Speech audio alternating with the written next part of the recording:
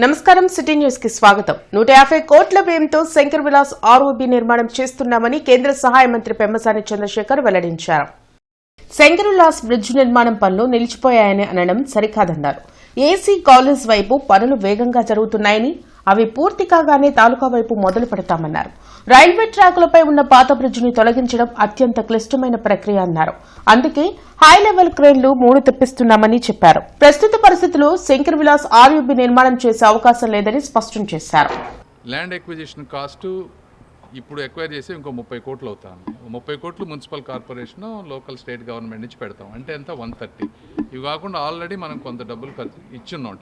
TDR bonds అవి approximate నాకు correct దగ్గర ఇంకో 10-20 కోట్లు ఉంటుంది. అంటే టోటల్గా వచ్చేటప్పటికి 150 కోట్లు అవుతుంది. ఇది కూడా మీకు కాస్ట్.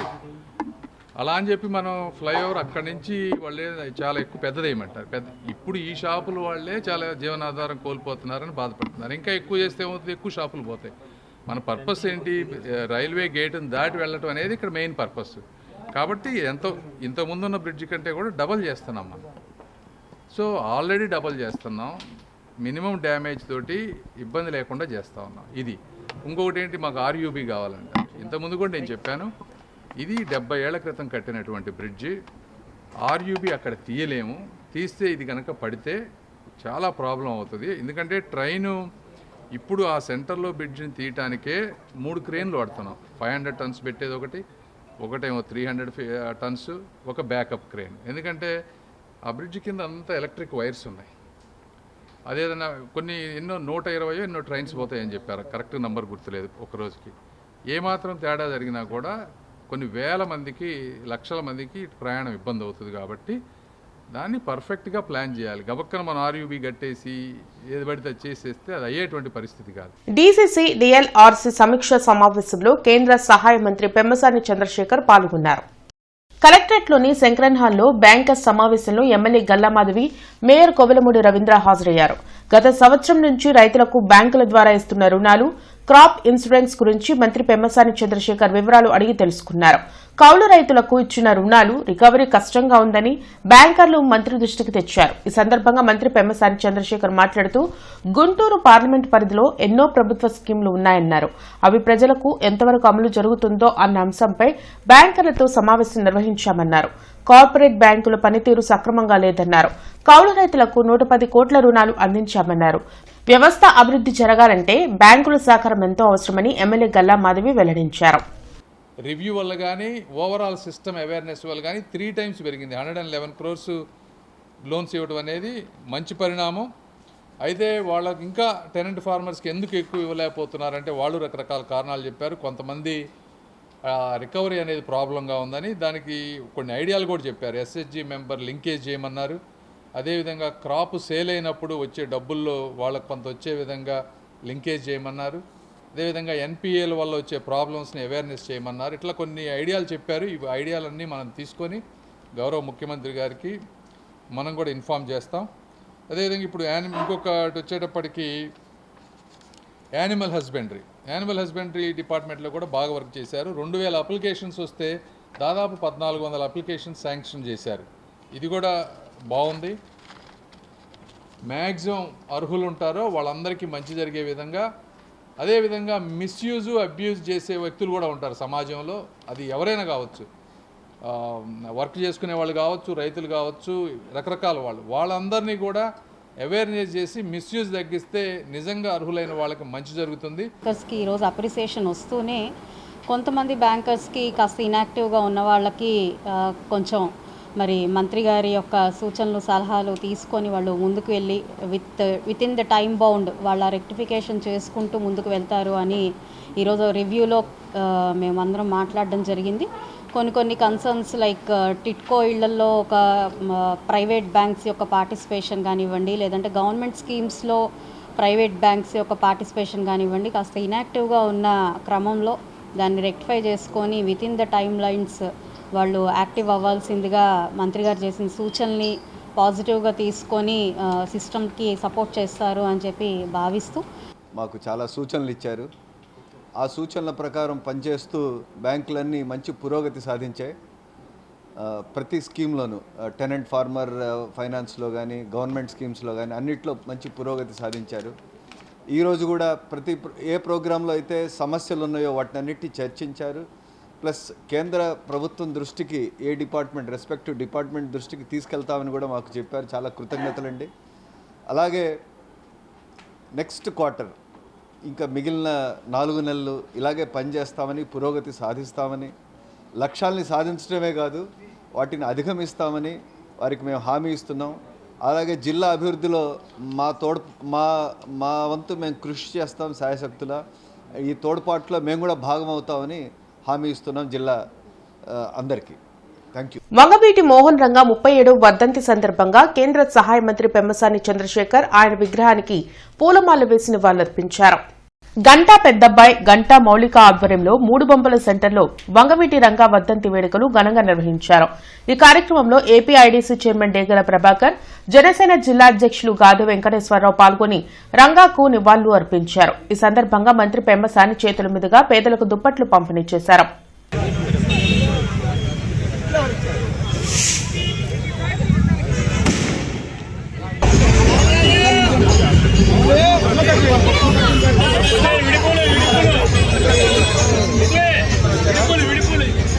అంకిరెడ్డిపాలెం సమీపంలో ఘోర రోడ్డు ప్రమాదం జరిగింది. ఆగి ఉన్న కారును ప్రైవేట్ ట్రావెల్ బస్ ఢీకొట్టడంతో 3 మృతి చెందగా మరొకరు తీవ్రంగా గాయపడ్డారు.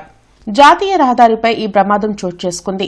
తిరుపతి నుంచి వస్తుండగా ఈ ఘటన జరిగింది. మృతులు తెలంగాణ రాష్ట్రవాసులుగా పోలీసులు గుర్తించారు. మృతదేహాలను జీజీహెచ్ మాచూరుకి తరలించారు.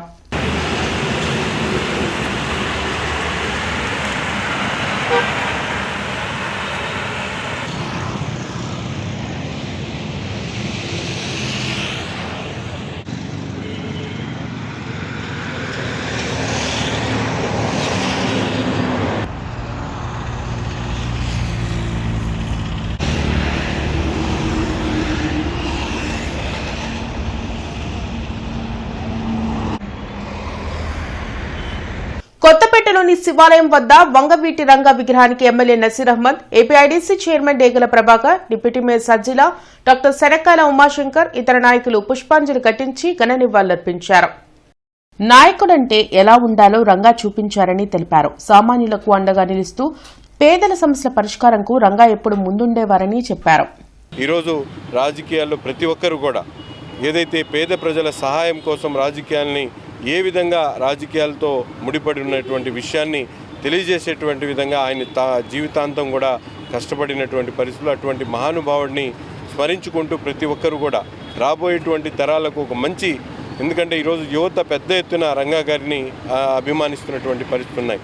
ఆయన చనిపోయి దాదాపు 3 దశాబ్దాలు కావస్తున్నప్పుడు కూడా ఇప్పటికి కూడా ప్రతి ఒక్కరు కూడా యువతకు ఒక ఆదర్శంగా నిలిచినటువంటి రంగా గారిని ఆదర్శంగా తీసుకొని రాజకీయాల్లో ప్రతి ఒక్కరు కూడా సామాన్యులకు అండగా అట్టడుగున్నటువంటి సహాయకారిగా ఉండాలని చెప్పి కోరుకుంటూ ఈరోజు మన తూర్పు ఎమ్మెల్యే నజీర్ అహ్మద్ గారు, అట్లానే డిప్యూటీ మేయర్ సజిలా గారు, డాక్టర్ ఉమాశంకర్ గారు, ప్రతి ఒక్కరు కూడా రంగా గారి అభిమానులు ఈ రోజున ఉవ్వెత్తున రాష్ట్రంలో ప్రతి వాడలా కూడా ఈ రోజున మరి రంగా గారికి నివాళులు అర్పిస్తున్నారంటే ఆయన నాయకత్వము, ఆ రోజున ఆయన చేసినటువంటి బడుగు బలహీన వర్గాలకి ఆయన నిలబడినటువంటి ఏదైతే పేదవారు ఉన్నారో వాళ్ళకి నేనుండా అని చెప్పేసి భరోసా, నాయకుడు అంటే అలా ఉండాలి, నాయకత్వ లక్షణాలు అంటే అలా ఉండాలని చెప్పేసి ఈ రోజున ప్రతి నాయకుడు కూడా అలా ఉండాలని చెప్పేసి కోరుకునే విధంగా ఆయన చరిత్ర చూస్తే తెలుస్తూ ఉంది.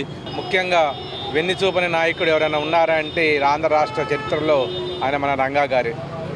ఎంత సమస్యలు వచ్చినా ఆయన ప్రాణహాని ఉందని తెలిసినా కూడా ప్రజల కోసం ప్రాణ త్యాగం చేశారు. ఆ త్యాగాన్ని మనం అందరం గుర్తుంచుకొని డైనమిక్ లీడర్ ఎప్పటికీ గుర్తుంటారనేది సాక్ష్యమే మన రంగా గారు. అటువంటి సాక్ష్యమైన మన రంగా గారి సాక్ష్యంగా మనం ఈరోజు కూటమి నాయకులు అందరం కలిసి ఆయన ఆశయాలు ఏవైతే ఉన్నాయో వాటిని ముందుకు తీసుకెళ్లాల్సిన బాధ్యత అందరి మీద ఉంది.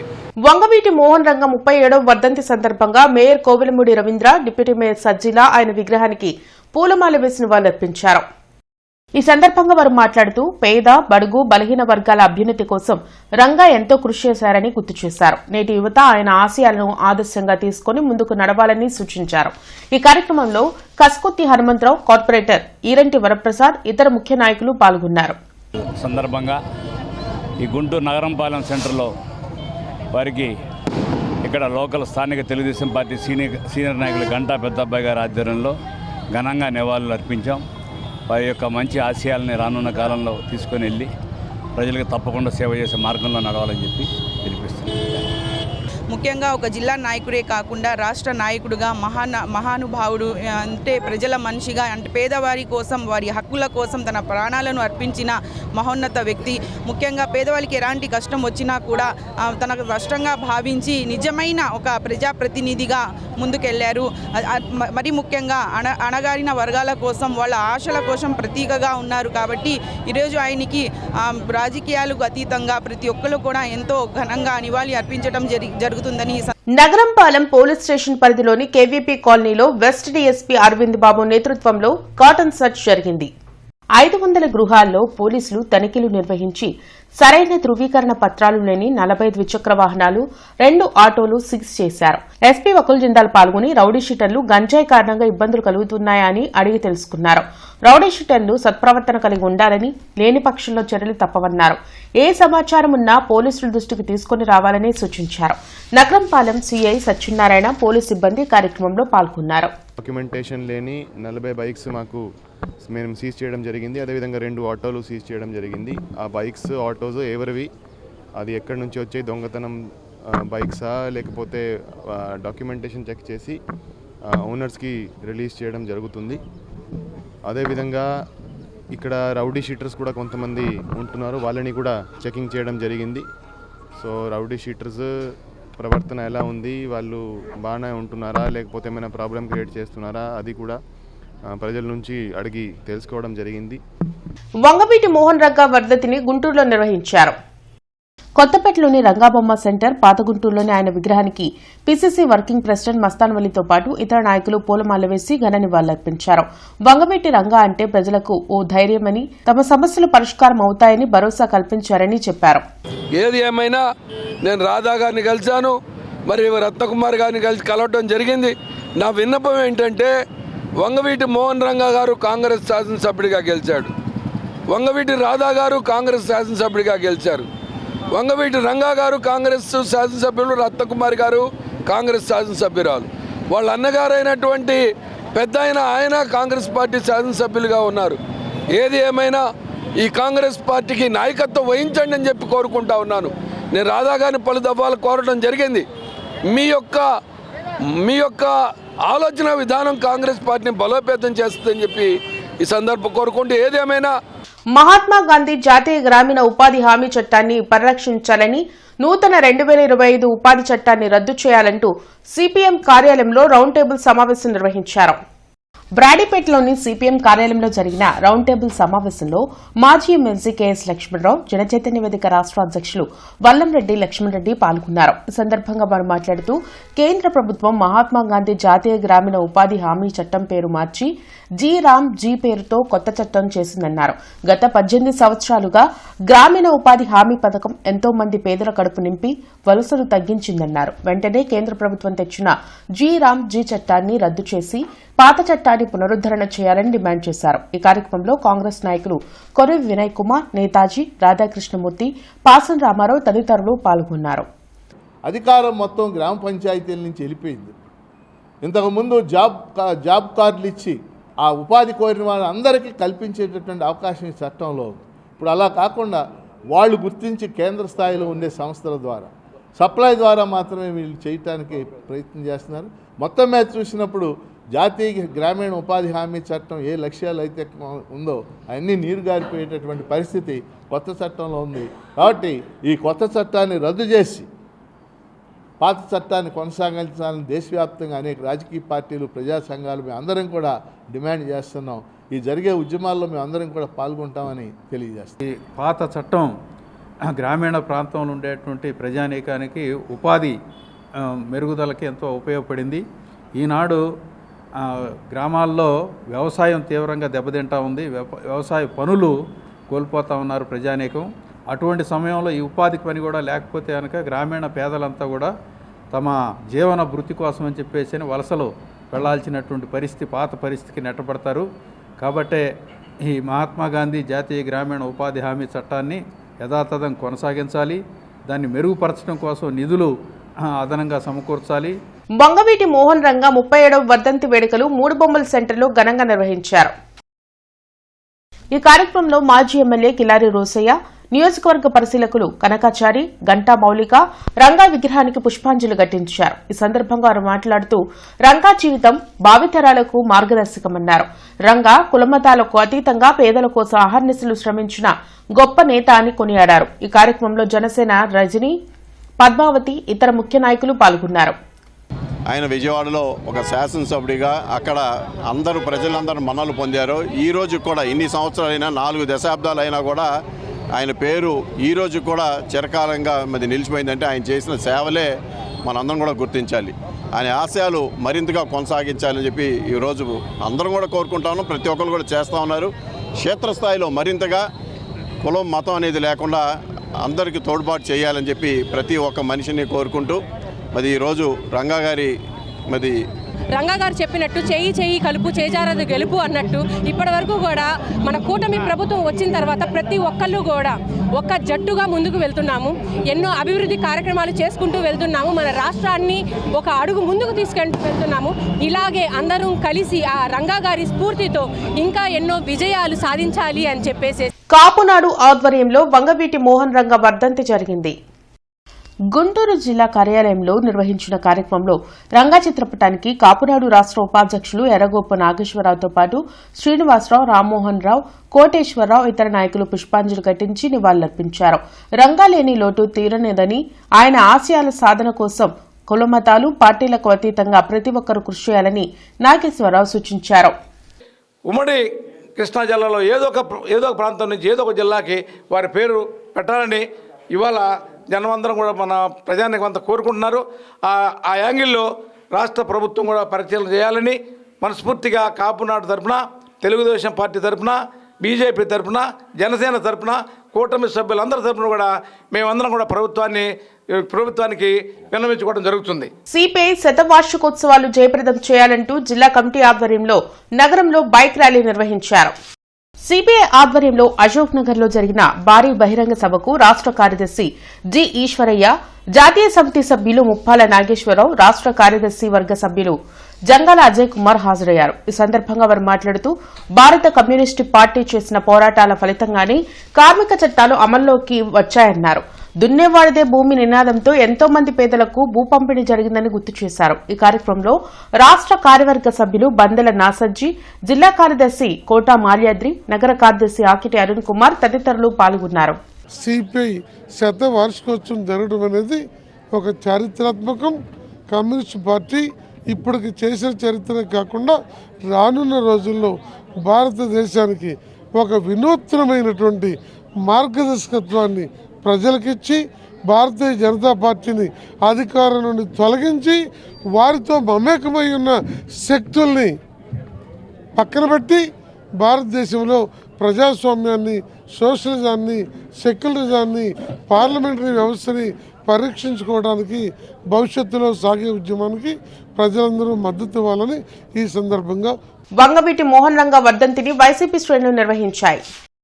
కొత్తపేటలోని రంగాబొమ్మ సెంటర్లో ఆయన విగ్రహానికి పార్టీ నగర అధ్యక్షురాలు నూరి ఫాతిమా పూలమాల వేసి నివాళులర్పించారు. పేదల గొంతుకగా రంగా వ్యవహరించారని, ఏ కష్టం వచ్చినా తాను ఉన్నానంటూ సామాన్యుల పక్షాన పోరాటం చేశారని ఫాతిమా గుర్తు చేశారు.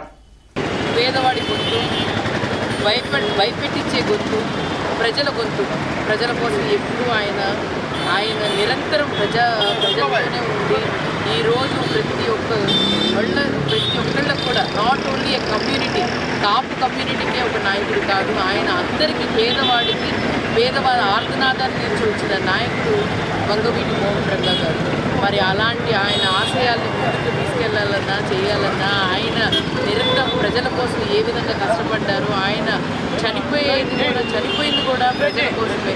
ఆయన్ని గుర్తుపెట్టుకొని ఆయన ఆశయాల్ని ముందుకు తీసుకెళ్ళి వంగవీటి మోహన్ రంగా 37వ వర్ధంతిని శ్రీనివాసరావు తోట అచ్చయ్యదాబా సెంటర్లో నిర్వహించారు. రంగా విగ్రహానికి వైసీపీ 22వ డివిజన్ ప్రెసిడెంట్ గేదెల రమేష్ తో పాటు ఇతర నాయకులు పుష్పాంజలి ఘటించి నివాళులు అర్పించారు. పేదల కోసం పోరాడుతున్న రంగాను కుట్రలు పన్ని మట్టుపెట్టారని రమేష్ తెలిపారు. రంగా గారు ఒక కులానికి కాకుండా, ఒక మతానికి కాకుండా ఆ రోజు